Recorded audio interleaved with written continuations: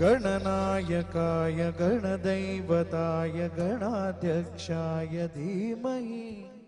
गुणशरीराय गुणवन्दिताय गुणेशानाय धीमहि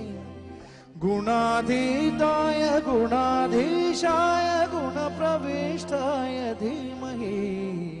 एकदन्ताय वक्रतुण्डाय गौरीतनयाय धीमहि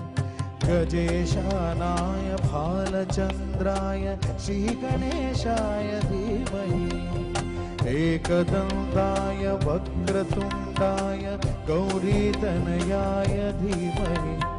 गजेशानाय भालचन्द्राय श्रीगणेशाय धीमहि